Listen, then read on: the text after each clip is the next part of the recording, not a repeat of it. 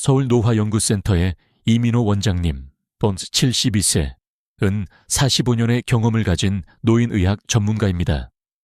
오늘 세미나를 시작하며 그는 조용히 청중들에게 물었습니다. 여러분, 뇌를 가장 빨리 노화시키는 것이 무엇인지 아십니까? 잠시 침묵이 흐른 후 그는 단호하게 말했습니다. 바로 나는 이제 늙었어 라는 말입니다. 이 말에 청중들 사이에서 작은 웃음과 놀라움의 표정이 스쳐 지나갔습니다. 이민호 원장은 최근 진료실에서 있었던 일화를 들려주었습니다. 78세의 박할머니가 정기 검진을 위해 방문했을 때 그는 할머니에게 스마트폰 사용법을 배워보시는 것이 어떻겠냐고 권유했습니다. 할머니, 요즘은 스마트폰으로 가족들과 영상통화도 하고 약 복용 알림도 받을 수 있어요. 한번 배워보시는 게 어떨까요? 박할머니의 대답은 단호했습니다. 아이고, 원장님, 제가 이 나이에 그런 걸 어떻게 배워요? 저는 이미 늙었어요. 이민호 원장은 그 대답을 듣는 순간 할머니의 눈에서 포기의 빛을 보았다고 합니다. 그리고 그것이 단순한 기술 습득의 문제가 아니라 뇌 건강에 직결된 문제임을 깨달았습니다. 서울국립대학교의 최신 연구에 따르면 60세 이상 한국인의 73%가 나는 이제 늙었다라는 생각을 하기 시작한 시점부터 새로운 기술이나 지식을 배우는 것을 포기하기 시작한다고 합니다.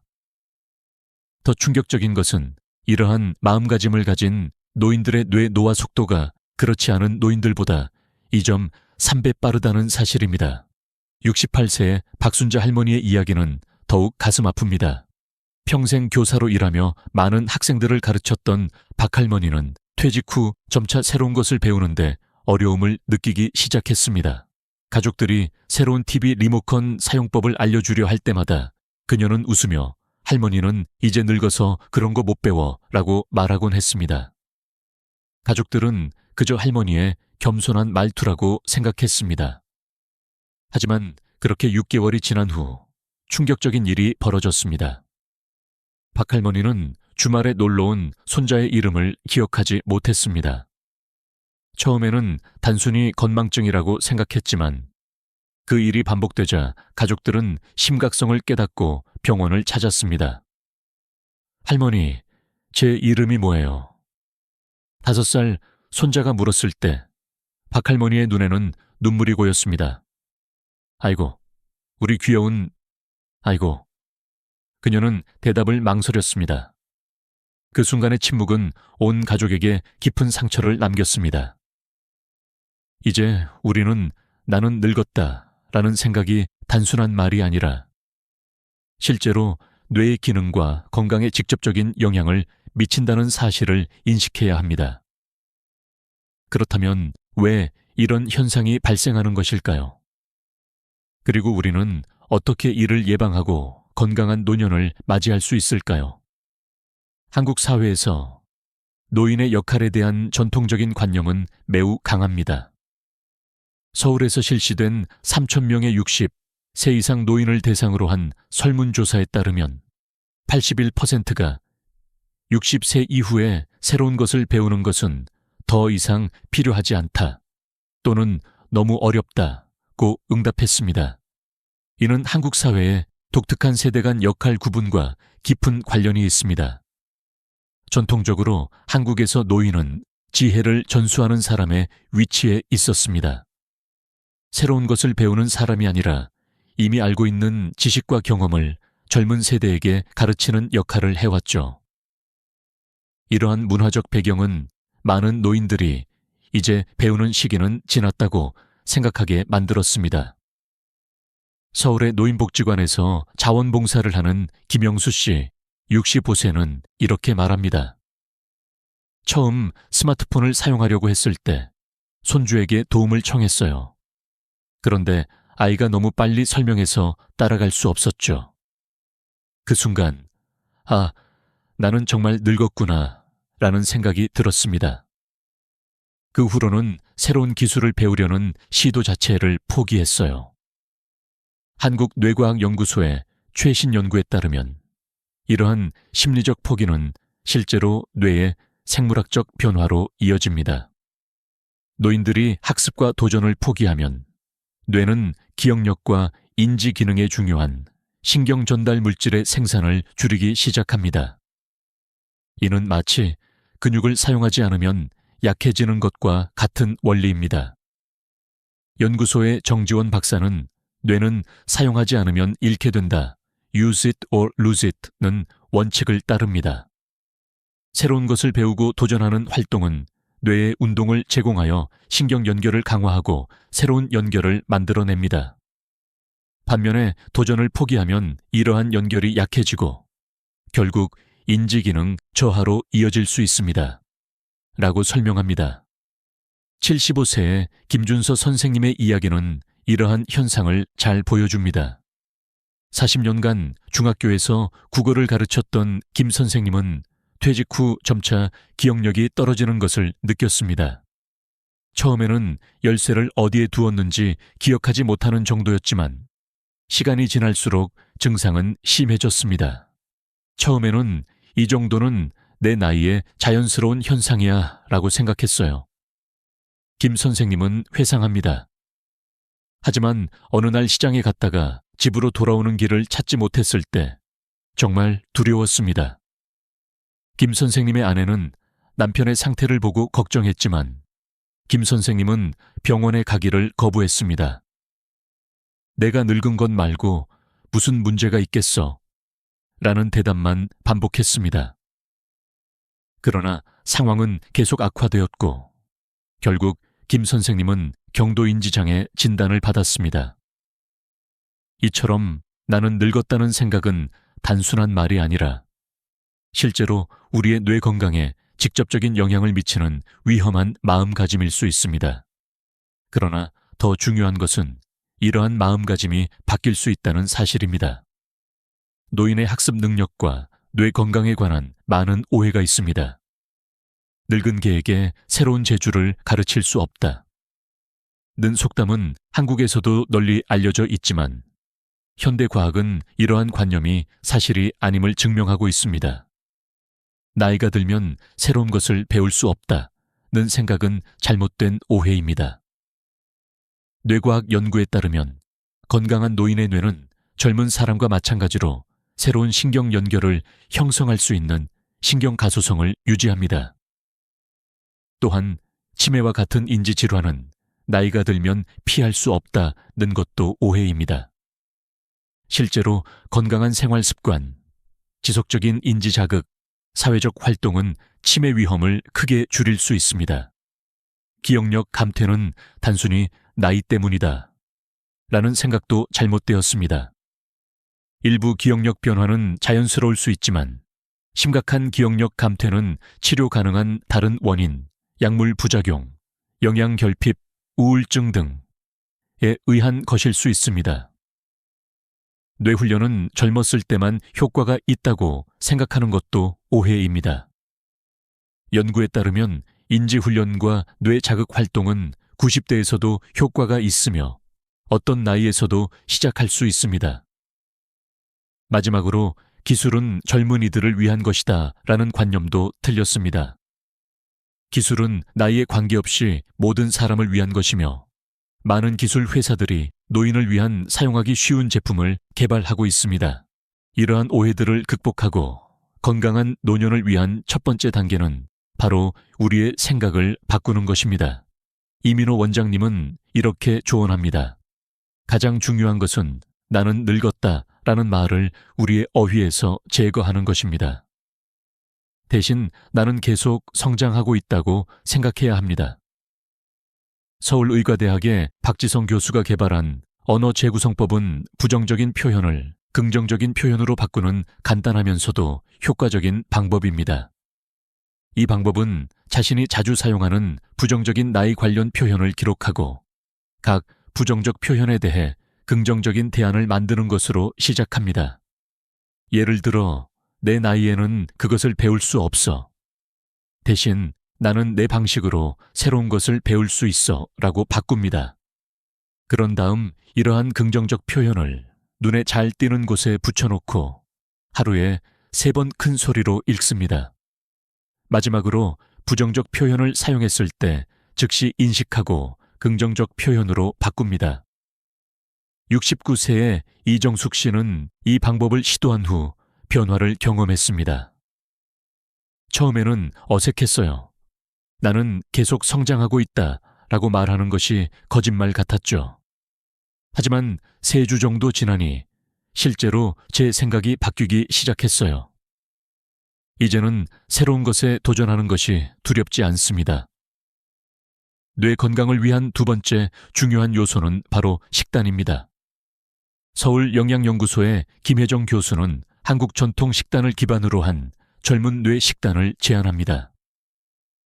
이 식단은 한국인의 식습관과 맛 선호도를 고려하면서도 뇌 건강에 필수적인 영양소를 공급합니다. 한국 전통 음식은 사실 뇌 건강에 매우 이상적입니다. 김 교수는 말합니다. 김치와 같은 발효식품은 장내 미생물의 건강을 촉진하며 이는 장뇌 축을 통해 인지 기능에 긍정적인 영향을 미칩니다. 또한 청국장, 된장과 같은 콩 발효식품은 항산 화물질이 풍부하고 생선에는 오메가3 지방산이 풍부합니다. 이 식단은 현미밥, 된장국, 각종 생선, 김치, 다양한 채소와 견과류를 포함한 균형 잡힌 식사를 권장합니다. 특히 아침 식사는 단백질이 풍부한 음식으로 시작하고 하루 3끼를 규칙적으로 먹는 것이 중요합니다. 뇌 건강을 위한 3번째 요소는 바로 적절한 운동입니다. 서울 노인돌봄센터에서 개발한 기형심 기운 행동 마음. 운동법은 신체적, 정신적, 감정적 요소를 모두 포함한 통합적 접근법입니다. 센터의 최동훈 물리치료사는 운동은 단순히 신체만을 위한 것이 아닙니다. 특히 노년기에는 신체, 인지, 감정이 모두 연결되어 있기 때문에 이 3가지를 함께 자극하는 운동이 가장 효과적입니다. 라고 설명합니다.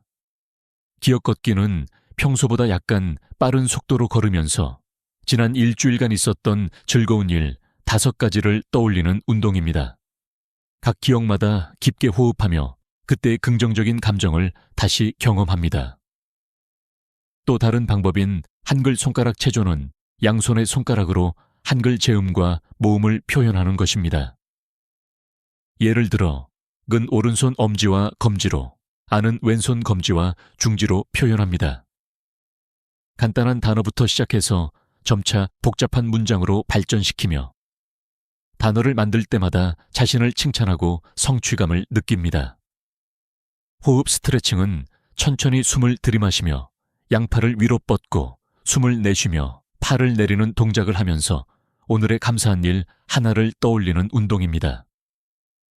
그 감사함을 온몸으로 느끼며 미소를 짓습니다. 이러한 방법들의 효과는 실제 사례를 통해 증명되고 있습니다. 71세의 이미자 할머니의 이야기는 많은 사람들에게 희망을 줍니다. 이미자 할머니는 2년 전 점점 심해지는 기억력 감퇴로 병원을 찾았습니다.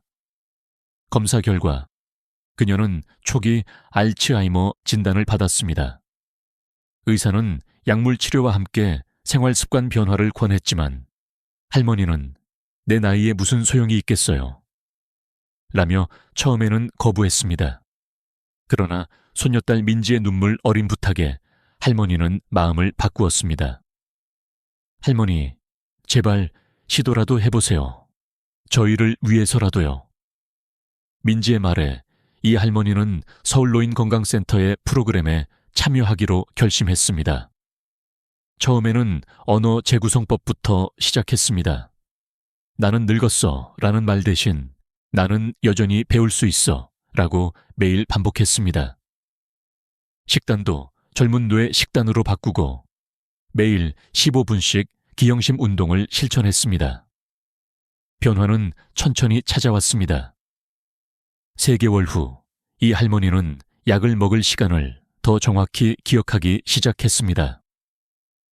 6개월 후에는 손녀 민지가 가르쳐준 카카오톡 사용법을 익혀 매일 가족들과 메시지를 주고받을 수 있게 되었습니다.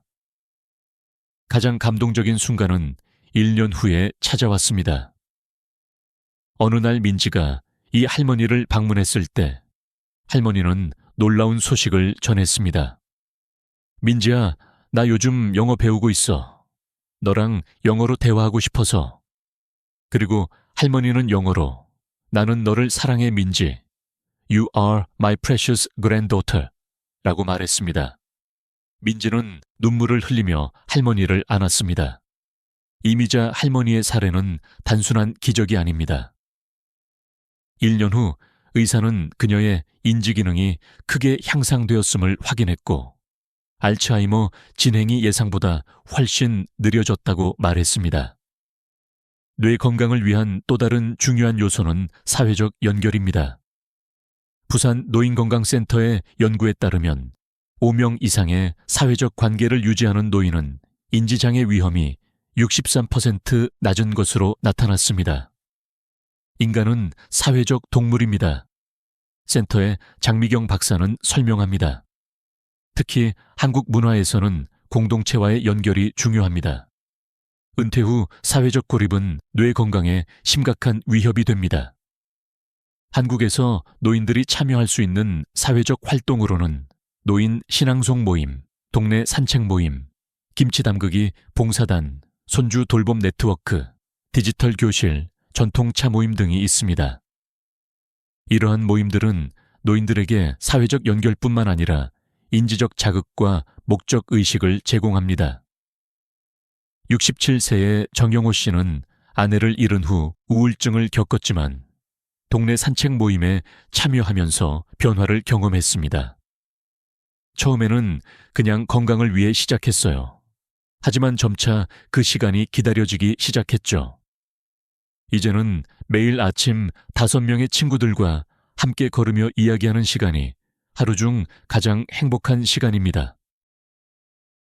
기술도 노인들의 뇌 건강을 돕는 중요한 도구가 될 수 있습니다. 특히 한국에서 개발된 노인 친화적 앱들은 사용이 간편하면서도 효과적인 뇌 훈련을 제공합니다. 기억나무는 서울대 인지과학연구소에서 개발한 앱으로 기억력, 집중력, 문제 해결 능력을 향상시키는 다양한 게임을 제공합니다.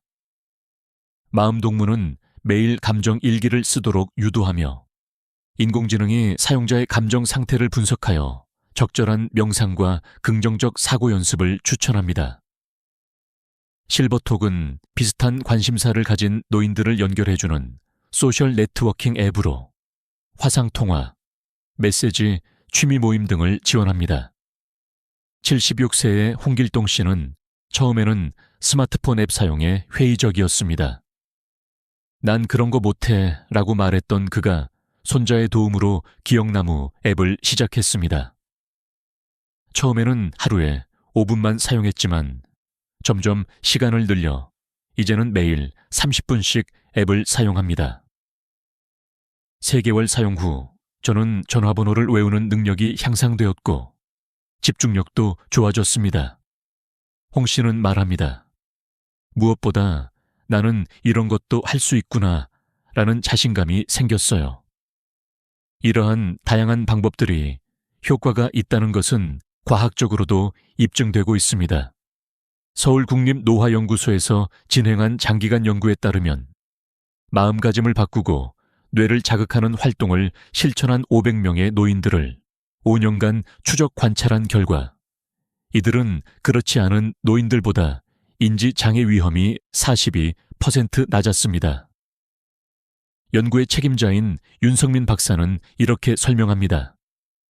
우리 연구의 가장 놀라운 발견은 나는 늙었다라는 생각을 나는 계속 성장하고 있다로 바꾸는 단순한 마음가짐의 변화가 뇌의 실제 구조적 변화로 이어진다는 것입니다.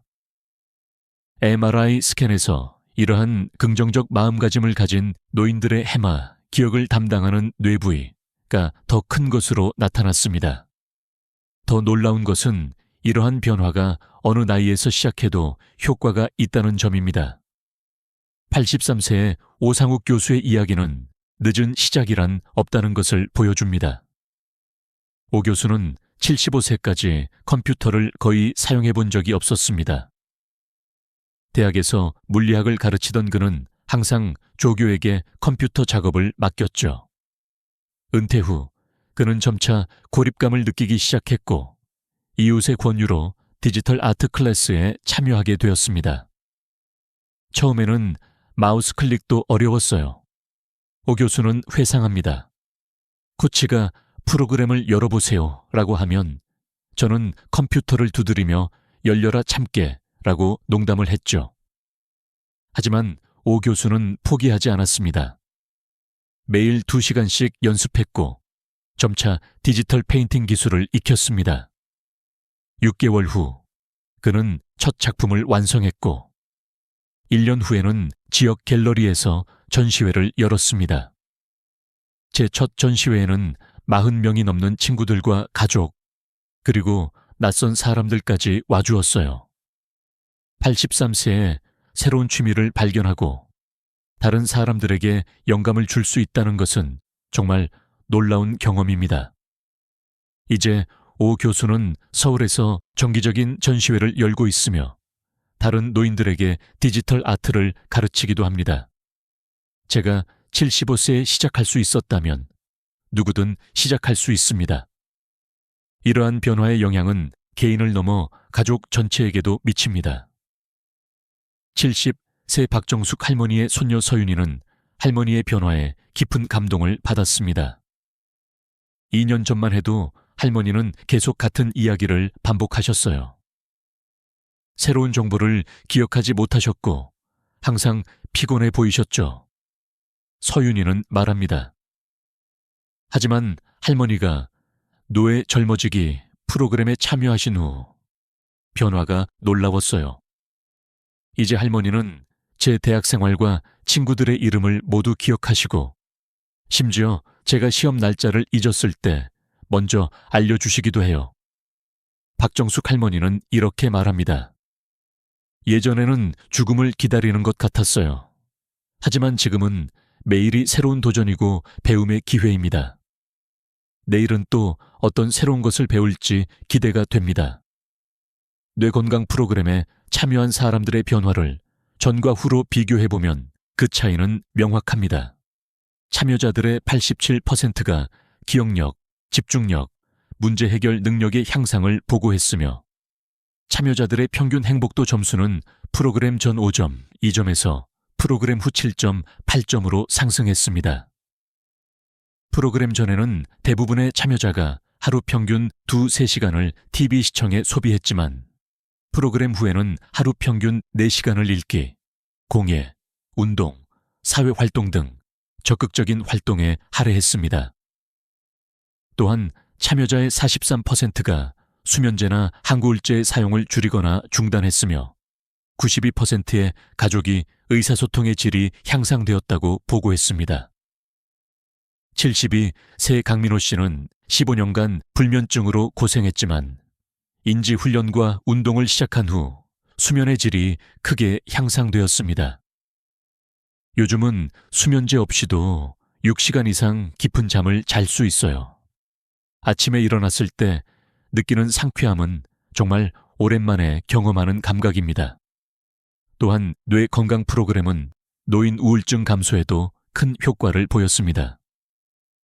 프로그램 참가자 중 68%가 우울 증상이 크게 감소했다고 보고했으며 이는 약물 치료만 받은 그룹보다 훨씬 높은 수치입니다.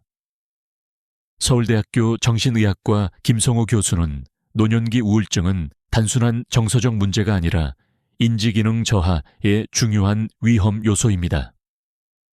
따라서 우울 증상을 감소시키는 것은 치매 예방에도 중요한 역할을 합니다. 라고 설명합니다. 65세의 이지영 씨는 남편을 잃은 후 심한 우울증을 겪었습니다. 아침에 일어날 이유가 없었으냐? 없었어요. 온종일 텔레비전만 보며 시간을 보냈죠. 그러나 이웃의 권유로 지역복지관의 프로그램에 참여한 후 그녀의 삶은 변화하기 시작했습니다. 처음에는 그냥 시간을 보내려고 갔어요. 하지만 새로운 친구들을 만나고 함께 웃고 배우는 시간이 점점 즐거워졌습니다. 특히 한글 손가락 체조를 하면서 다른 참가자들과 웃고 떠드는 시간이 정말 즐거웠어요. 6개월 후 이 씨는 복지관에서 자원봉사자로 활동하기 시작했고, 이제는 다른 노인들에게 언어 재구성법을 가르치는 강사가 되었습니다. 제가 경험한 변화를 다른 사람들과 나눌 수 있다는 것이 너무 기쁩니다. 이제 저는 매일 아침이 기다려져요. 이러한 성공 사례들은 나이 들음에 대한 우리의 인식을 바꿀 필요가 있음을 보여줍니다. 노화는 피할 수 없는 과정이지만 그것이 반드시 쇠퇴와 상실을 의미하는 것은 아닙니다. 오히려 우리의 태도와 행동에 따라 노년기는 계속해서 성장하고 배우며 의미 있는 삶을 살아가는 시간이 될 수 있습니다. 부산대학교 노년학과 박지민 교수는 한국 사회에서는 나이 들음에 대한 부정적인 시각이 강합니다. 하지만 이제는 이러한 관점을 바꿀 때가 되었습니다. 노년기는 새로운 시작이 될 수 있으며 이 시기에도 뇌는 계속해서 성장하고 발전할 수 있습니다. 라고 강조합니다. 최근 한국에서는 액티브 에이징이라는 개념이 주목받고 있습니다. 이는 단순히 오래 사는 것이 아니라 건강하고 활동적으로 그리고 의미 있게 나이 들어가는 것을 의미합니다. 이러한 개념은 노년층의 사회 참여, 건강 증진, 그리고 지속적인 학습을 강조합니다. 서울시에서는 액티브 시니어 프로그램을 통해 노인들에게 다양한 학습 기회와 사회 활동을 제공하고 있습니다. 이 프로그램에 참여한 68세의 정수영 씨는 이렇게 말합니다. 은퇴 후 처음 몇 년은 정말 방황했어요. 하지만 이 프로그램을 통해 새로운 취미와 친구들을 찾았고 지금은 그 어느 때보다 활기찬 삶을 살고 있습니다. 건강한 노년을 위한 또 다른 중요한 요소는 세대 간 교류입니다. 많은 연구에서 젊은 세대와의 교류가 노인의 인지기능과 심리적 웰빙에 긍정적인 영향을 미친다는 것이 밝혀졌습니다. 서울의 세대 간 학습센터에서는 노인들이 어린이와 청소년들에게 전통 공예, 요리, 역사 등을 가르치는 프로그램을 운영하고 있습니다. 이 프로그램에 참여하는 76세의 최영자 할머니는 아이들의 호기심 어린 질문에 답하려고 할 때 제 뇌가 활발하게 움직이는 것을 느껴요. 그리고 그들의 웃음과 에너지는 저를 젊게 만듭니다. 라고 말합니다. 반대로 청소년들은 노인들에게 스마트폰 사용법, 소셜미디어, 최신 기술 등을 가르쳐주며 서로 도움을 주고받는 관계를 형성합니다. 이러한 세대 간 교류는 노인들의 사회적 고립을 줄이고 젊은 세대에게는 노인에 대한 존중과 이해를 심어줍니다. 부산대학교의 연구에 따르면 세대 간 프로그램에 참여한 노인들은 그렇지 않은 노인들보다 인지기능 검사에서 23% 높은 점수를 보였으며 우울 증상도 31% 낮았습니다. 이제 여러분도 이러한 변화의 여정을 시작할 수 있습니다. 다음은 오늘 바로 시작할 수 있는 간단한 실천 방법입니다. 먼저 언어를 바꿔보세요. 나는 늙었어라는 말을 나는 계속 배우고 성장하고 있어로 바꾸고 이 말을 하루에 3번 큰 소리로 반복하세요. 다음으로 뇌에 좋은 식단을 채택하세요. 오늘 식사에 김치, 생선, 견과류, 채소를 추가하고 특히 아침 식사는 단백질이 풍부한 음식으로 시작하세요. 그리고 기영심 운동을 시작해보세요. 오늘부터 15분간 기억 걷기를 시도해보면 걸으면서 행복했던 순간들을 떠올리는 것만으로도 뇌는 활성화됩니다. 또한 사회적 연결을 늘려보세요. 오늘 한 사람에게 전화나 메시지를 보내고 매주 한 번은 직접 만남을 가지는 것을 목표로 하세요. 마지막으로 새로운 도전을 해보세요. 오늘부터 10분씩 새로운 기술, 스마트폰 앱 사용, 외국어 단어, 5개 외우기, 악기 연주 등을 배워보세요. 이민호 원장은 이 글을 마무리하며 다음과 같은 메시지를 전합니다. 나이는 단지 숫자에 불과합니다. 우리가 그것을 마음속 장벽으로 만들지 않는다면 말이죠. 여러분의 뇌는 100세가 넘어도 새로운 연결을 만들고 배우고 성장할 수 있습니다. 오늘부터 나는 늙었다라는 말을 여러분의 어휘에서 지워버리고 대신 나는 계속 성장하고 있다는 생각으로 하루를 시작해 보세요. 그것이 건강한 뇌와 행복한 노년을 위한 첫걸음입니다. 여러분의 이야기도 들려주세요. 여러분이나 가족이 나이에 대한 생각을 바꾸고 더 건강하고 활기찬 삶을 살게 된 경험이 있다면 댓글로 공유해 주세요. 여러분의 이야기는 다른 이들에게 용기와 영감을 줄 수 있습니다. 오늘부터 시작하세요.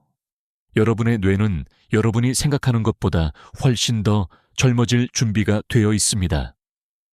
나이가 들어감은 단순히 시간의 흐름일 뿐 우리의 정신과 영혼까지 늙어갈 필요는 없습니다. 나는 늙었다라는 말 대신 나는 오늘도 배우고 성장한다고 말해보세요. 그 작은 변화가 여러분의 뇌와 삶을 완전히 바꿀 수 있습니다.